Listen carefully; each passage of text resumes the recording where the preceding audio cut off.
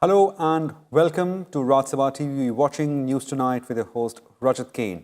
Now, before we go to the headlines, here is a small appeal by Sabha TV to all our viewers. Please stay safe from coronavirus pandemic. Wear face masks, wash hands and face regularly and maintain physical distancing while stepping outside. Remember, these simple precautions are all that it takes to defeat pandemic.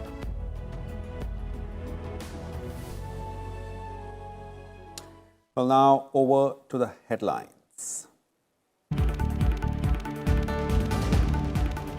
Union Cabinet approves festivals bonus for 30 lakh central government employees, okays implementation of Jammu and Kashmir Panchayati Raj Act 1989 to ensure three-tier system of grassroots democracy in the region.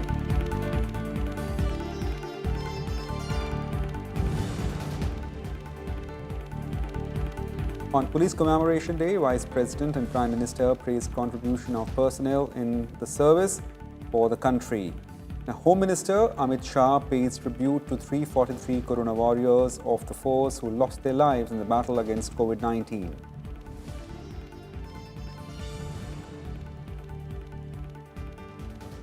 Bihar records COVID-19 recovery rate of 94%. Total recoveries cross 68 lakh in India. Active cases stay below 7.5 lakh. 14 states show death rate of less than 1%.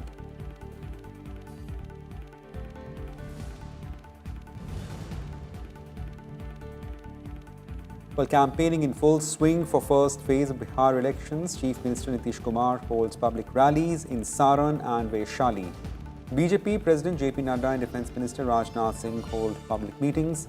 Congress and LJP release poll manifestos.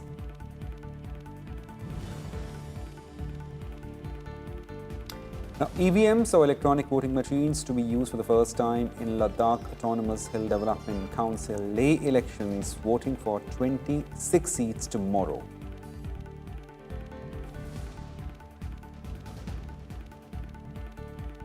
Well, now news in details. The Union Cabinet, chaired by Prime Minister Narendra Modi on Wednesday, approved productivity-linked bonus and non-productivity-linked bonus for non-gazetted central government employees for the year 2019-20. Now, briefing the media, Union Minister Prakash Javadekar informed that government decided to give Rs 3,737 crore as bonus to 30.67 lakh non-gazetted employees to encourage spending in the festival.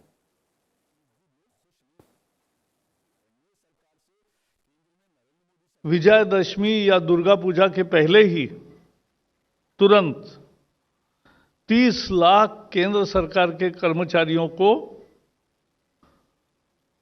3,737 crore rupees का bonus का भुगतान तुरंत शुरू होगा।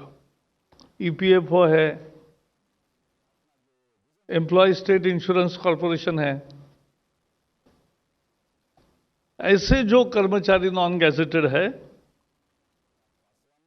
ऐसे 17 लाख कर्मचारियों को 2,791 करोड़ इतना बोनस मिलेगा। Well, the government also approved the adoption of Jammu and Kashmir Panchayati Raj Act 1989. Javadekar said the move will help establish all the three tiers of grassroots level democracy in Jammu and Kashmir, like in other parts of the country. तो ग्राम panchayat, block panchayat और अब जिला पंचायत, ऐसी पूरी त्रिस्तरीय रचना जो पंचायत राज के कानून में निहित है, वो अब कश्मीर में भी लागू होगी। और जम्मू कश्मीर में अपने जिले के विकास की योजना बनाना, डिस्ट्रिक्ट प्लानिंग करना, उस पर अमल करना, उसके लिए आर्थिक सत्ता भी उनको मिलेगी।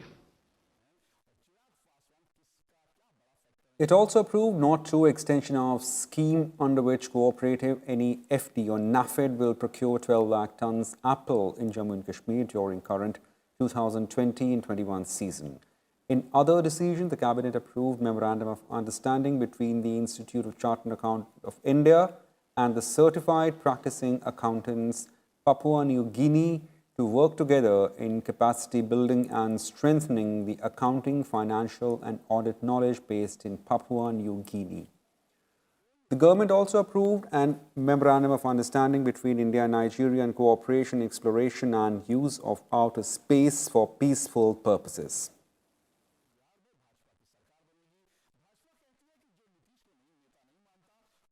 Well, nation is celebrating 61st Police Commemoration Day on Tuesday. The day is observed to honor brave policemen who laid down their lives in the line of duty.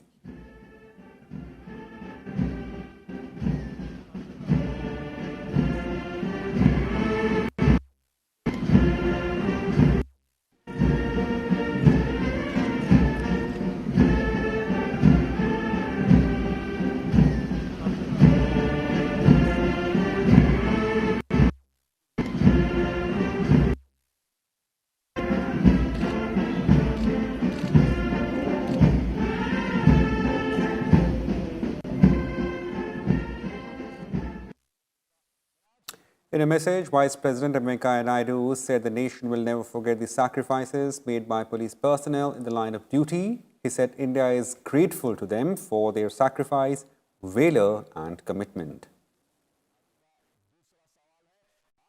While taking to Twitter, Prime Minister Narendra Modi said police personnel always gives their best, from preserving law and order to solving crime, from assisting in disaster management to fighting COVID-19. He added that the nation is proud of their dedication to assist citizens and their sacrifice and services will always be remembered. Union Home Minister Amit Shah paid tributes to police personnel at National Police Memorial in New Delhi. He said the government is undertaking a comprehensive modernization program to prepare the police and paramilitary forces for newer challenges of terrorism, cybercrime and border security. Shah also paid tributes to 343 personnel who lost their lives during India's battle against COVID-19 pandemic. मुझे कहते हुए देश के गृह मंत्री ने बहुत गर्व होता है कि लॉकडाउन के अमलीकरण के लिए चाहे लाखों प्रवासी मजदूर अपने घर पर जाते हो, उनको सहायता करने के लिए, कहीं कोई बीमार है, बीच में छूट गया, उसको अस्पताल पहुंचाने के लिए, कॉलोनी में कोई बीमार पड़ गया, घर में कोई साथ में है नहीं, तो उसको अस्पताल पहुंचाने के लिए जरूरत पड़ी, वहां पर ब्लड डोनेशन से लेकर प्लाज्मा डोनेशन तक करने तक पुलिस कर्मचारियों ने पीछे मुड़कर की। Well, take a look at COVID-19 situation. India continues to report a steady decline in daily cases and daily death. India on Wednesday reported less than 60,000 new cases for third day in a row. The recovery rate also improved to 88.8%. Meanwhile, ICMR stated that plasma therapy may be deleted from national clinical protocols for management of COVID-19. India on Wednesday reported 54,044 new cases and 717 deaths due to novel coronavirus in the last 24 hours. Total infections have now crossed 76.51 lakhs. Of them, 67.95 lakh people have recovered. India has the highest recoveries in the world with a recovery rate of 88.8%. So far, 1,15,914 people have lost their lives. India has 7.4 lakh active COVID-19 cases at present, well below 8 lakh for the 6th day in a row. The slow pace of daily infections and improved recovery rate have kept a check on active cases. 9.72 crore samples have been tested so far, 10.82 lakh samples in the last 24 hours. Cases in the worst affected states have also gone down. In the last 24 hours, Maharashtra, Kerala, Karnataka, West Bengal and Delhi have had the highest increase in cases. Maharashtra, Karnataka, West Bengal, Tamil Nadu and Chhattisgarh reported the maximum number of deaths. Of the top 5 states, West Bengal's daily COVID cases have been increasing steadily since the start of October. Of the 50 deaths reported from Chhattisgarh, 6 took place on Tuesday. while 44 earlier deaths were added to the tally on Monday. India's positivity rate dipped due to the fall in new cases. India was 5.8% on Wednesday as compared to 6.2% last week. On Tuesday, India recorded less than 50,000 new infections of novel coronavirus cases for the first time in nearly 3 months. The continuous fall in new cases means that India stopped reporting the highest number of cases in the world after 2.5 months. The United States and some European countries are witnessing resurgence in cases. Globally, infections topped 40.2 million with over 1.1 million deaths. More than 30 million people recovered. Bureau Report, Rajya Sabha Television.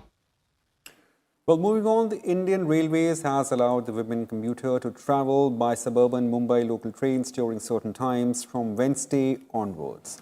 The Railway Minister Piyush Goyal said all women would be allowed to travel in local trains from Wednesday between 11 a.m. to 3 p.m. and after 7 p.m. till last train. Earlier, only those employed in essential services were permitted to travel in Mumbai local trains. The move comes amid weeks after Maharashtra government's request to Railway to allow women to commute by local trains during the non-peak hours.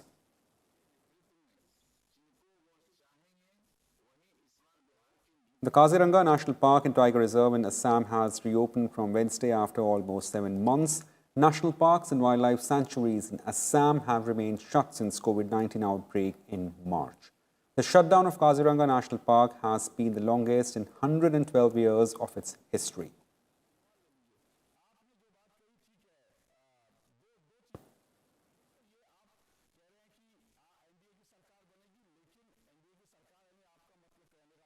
Well, after some other news, Prime Minister Narendra Modi spoke on phone with South Korean President Moon Jae-in on Wednesday. The two leaders reviewed important global developments, including fight against COVID-19 pandemic.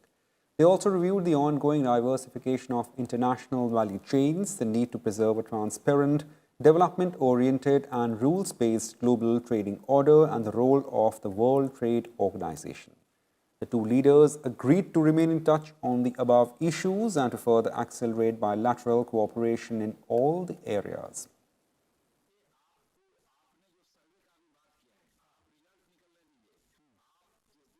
The 15th Finance Commission is finalizing recommendations for sharing of resources between the centre and the states. Speaking exclusively to Rajya Sabha TV, Chairman of 15th Finance Commission N.K. Singh said in the current situation is as important as fiscal compliance. He stressed the fiscal deficit and debt targets would have to become more flexible. You can watch the full interview in our special programs To The Point at 10 p.m. tonight.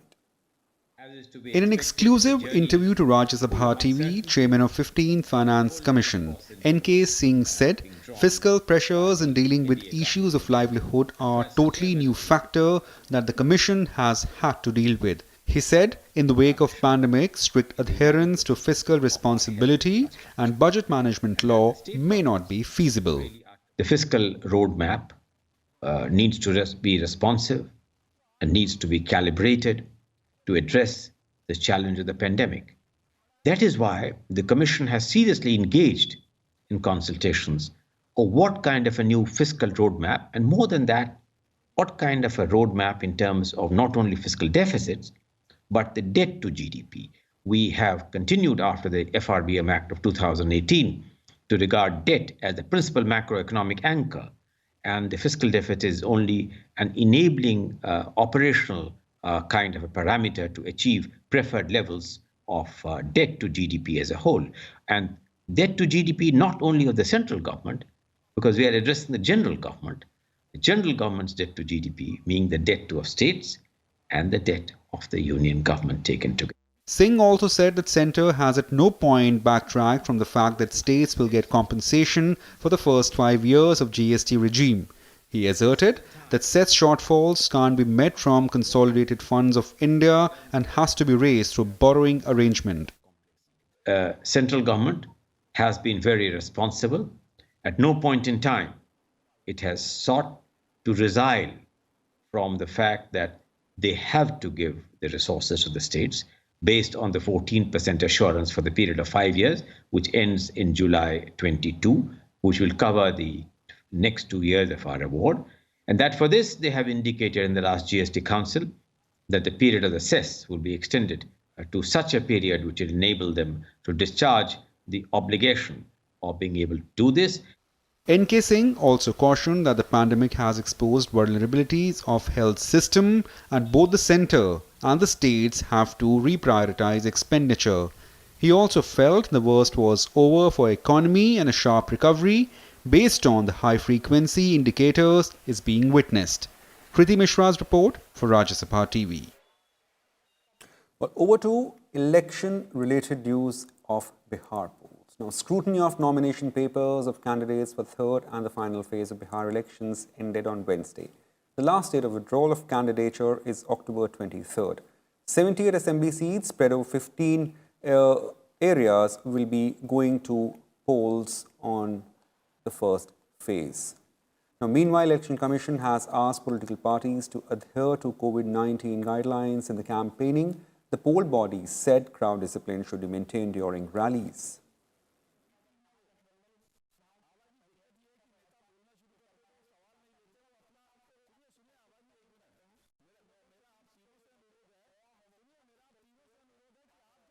Well, the campaign has intensified for the first phase of Bihar elections. 71 seats spread over 16 districts will go to polls in the first phase on October 28th.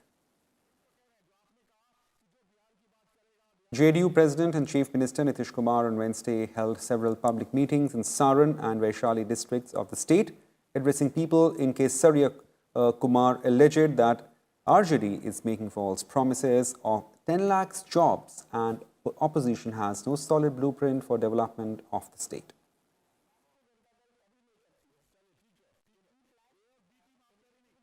हम लोगों को मौका दीजिएगा तो काम तो करेंगे ही, विकास का एक एक काम करेंगे, कोई चीज हम लोग नहीं छोड़ेंगे। और एक चीज हम बता देना चाहते हैं, स्वास्थ्य के लिए तो काम करते ही हैं, गांव तक में।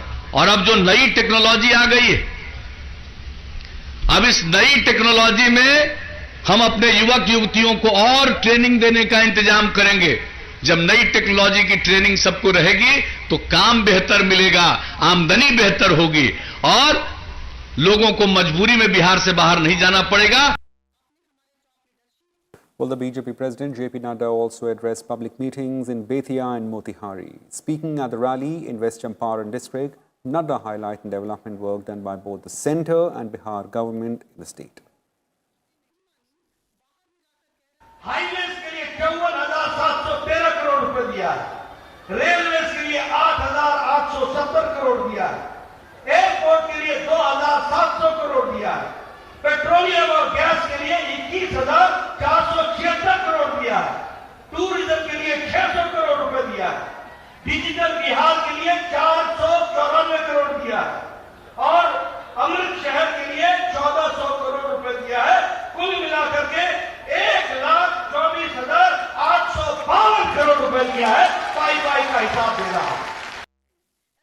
Meanwhile, senior BJP leader and Defence Minister Rajnath Singh held public meeting in Bhagalpur district. Addressing gathering, he said one can debate on the quantum of development done by Nitish Kumar, but no one can point a finger at Chief Minister on the issue of corruption.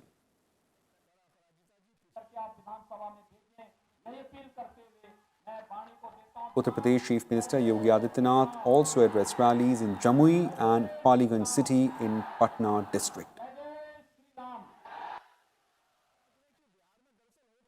RJD leader Tejasvi Yadav held multiple meetings in support of candidates of the Grand Alliance. He addressed election rallies in Dinara and Obra.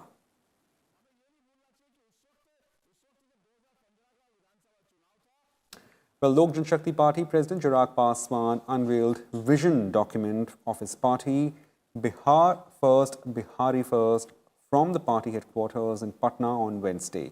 Releasing party manifesto, he promised setting up a youth commission, creating portal for providing employment and promoting dairy in Bihar on the pattern of Denmark.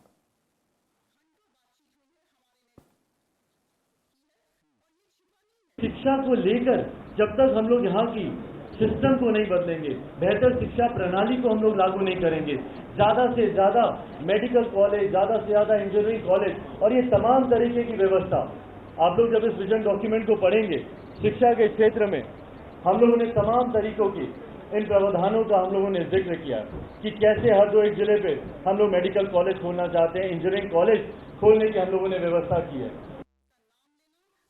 Well, the Congress Party also released its manifesto for Bihar Assembly polls promising 10 lakh government jobs, farm loan waiver and a monthly unemployment allowance of Rs 1,500 if voted to power.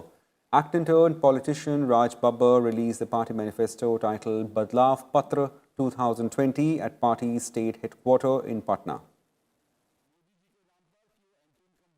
Bihar के किसानों के लिए हमने सीधी बात की है, कर्जा माफ, बिजली का बिल हाफ। यहाँ पे कहीं पे बाढ़ आती है, कहीं पे सूखा है। हमने इरिगेशन की बढ़ोतरी की बात की है कि इस बदलाव पत्र में जो किसान अपनी मेहनत पसीने की जो भी धान और चीज़ें पकाते हैं उनको सही मूल्य मिले। Well, the stage is set for 6th Ladakh Autonomous Hill Development Council polls on Thursday, in which people of the region are going to vote through electronic voting machine for the first time. The local administration said all arrangements are in place for the first democratic exercise post-granting of the Union Territory status to the region last year. A total number of 294 booths have been set up for the elections. The administration has also made a special arrangement for senior citizens and physically challenged voters. The counting of votes will take place on October 26th and polling process is expected to be complete by October 30. Ladakh Autonomous Hill Development Council Leh has a total number of 30 seats and 4 councillors are nominated by the government. BJP, Congress and Aam Aadmi Party are the major political parties in fray in Ladakh Council elections.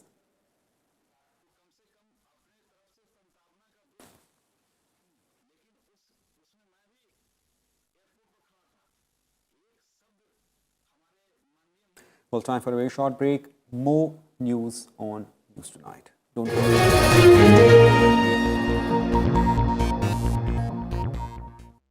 Watch The Big Picture with me, Frank Rausen Pereira, at 9:30 p.m. Defeat coronavirus. Let us always remember, wear a mask. Wash hands. Follow physical distancing. Together, we'll succeed. Together, we'll win against COVID-19.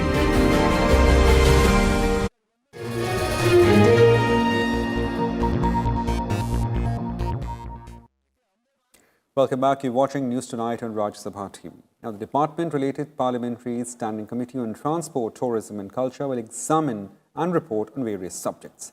T.G. Venkatesh was appointed chairman of the committee after 24 department-related Parliamentary Standing Committees were reconstituted by Rajya Sabha chairman.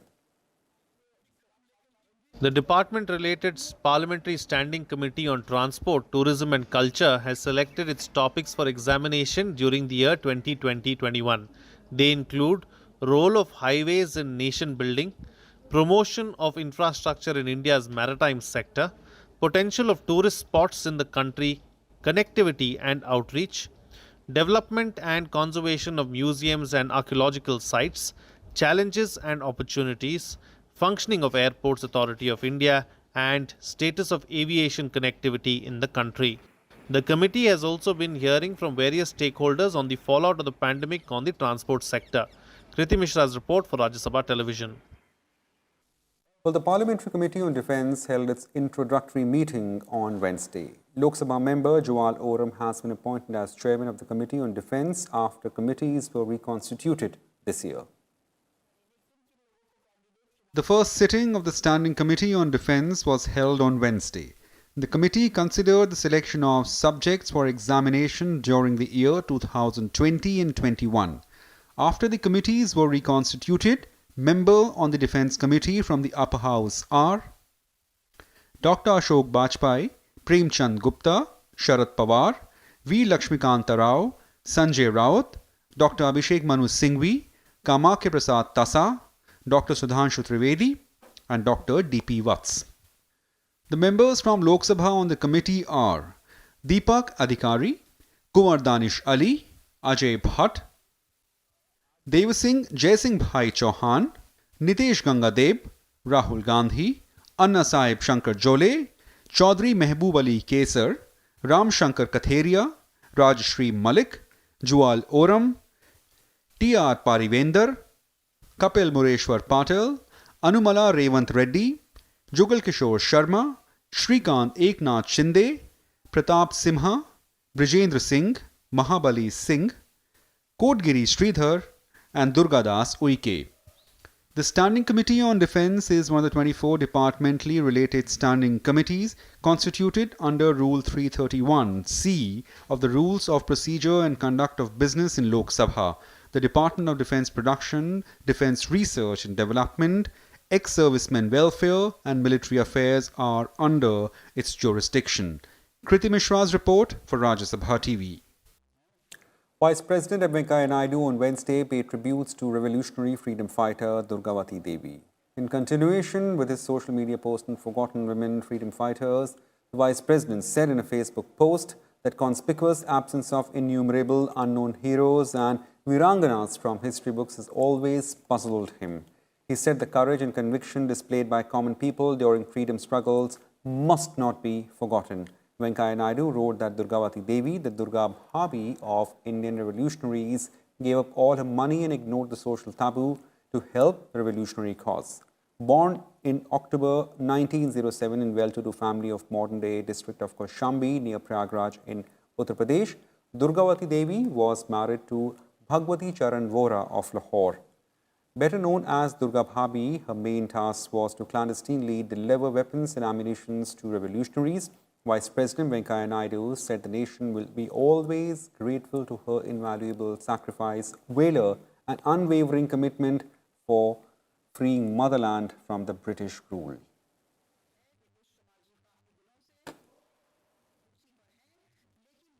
Well, India has formally announced 2+2 ministerial meeting with United States in Delhi on 27th of October. External Affairs Minister S. Jaishankar and Defence Minister Rajnath Singh will take part in this meeting with their counterparts, U.S. Secretary of State Mike Pompeo and U.S. Secretary of Defense Mark Esper. The first 2+2 ministerial dialogues were held in New Delhi in September 2018 and in Washington, D.C. in 2019. The agenda for third dialogue will cover all bilateral, regional and global issues of mutual interest.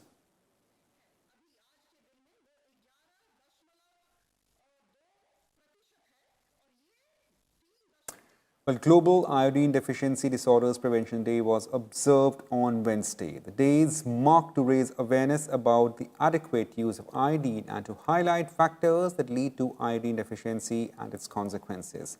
Iodine is an essential micronutrient required for normal thyroid function, growth and development. Its deficiency leads to many health issues, including impaired cognitive development in children. Iodizing table salt is one of the best and least expensive methods of preventing iodine deficiency disorders. Globally, UNICEF estimates that 66% of households have access to iodized salt. However, nearly 54 countries are still iodine deficient.